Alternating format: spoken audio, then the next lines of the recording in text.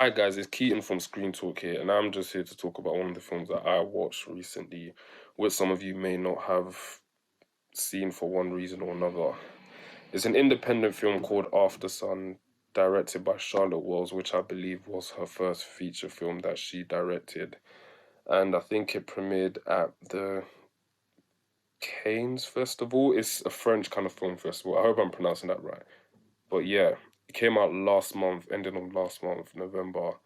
And yeah, so my few thoughts on it is that it was a nice little film in the way that the premise of the film wasn't anything like exorbitant. It wasn't kind of over the top or anything. It was very simple, and I just really enjoyed it. And drama films, for me, depending on what it is, they're not usually my kind of cup of tea. I don't hate it or anything. They're just not usually my cup of tea.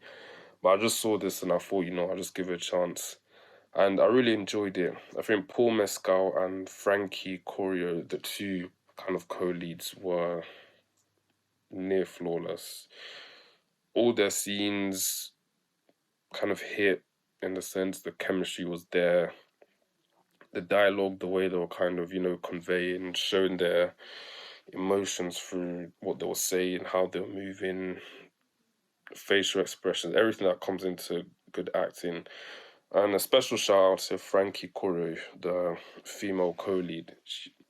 Because before the film, or before I watched it, basically, I kind of, scrolled through to see some, what's it called, reviews, and everyone was kind of raving about her. So I thought, and I'd heard of her before watching this, so I thought she was maybe just like an upcoming actress, like, 18, 19, blah, blah. But I checked after and I realized she's only 12 years old, I believe, and I was just kind of shocked because the way she was, acting, you'd thought this is like a seasoned upcoming actress. So yeah, she definitely has a very bright future. And I think aside from Paul, who was obviously the male lead, I think she equally has carried the film along well. From a technical standpoint, it was near flawless. All the shots were, I wouldn't say simple but effective, but they were simple and effective in the sense that it kind of moved the story forward at a steady pace, but not too fast so that you as like a viewer had time to actually take in what was being said and what was being kind of shown to you.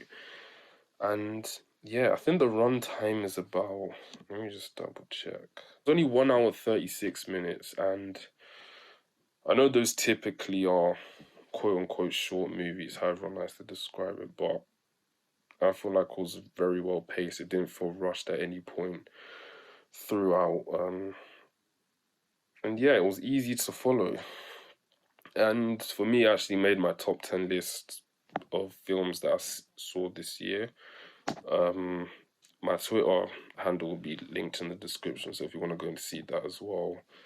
The link to my letterbox as well will be in the tweet that you'll see as well. But yeah, it was in my top 10 films for this year as well. Yeah, it's just one of those films that you just watch and you just enjoy. As in, I didn't kind of need to do any like um, not study like kind of like franchises and all of that. It's just a nice standalone independent film. And yeah, sometimes you need to switch it up.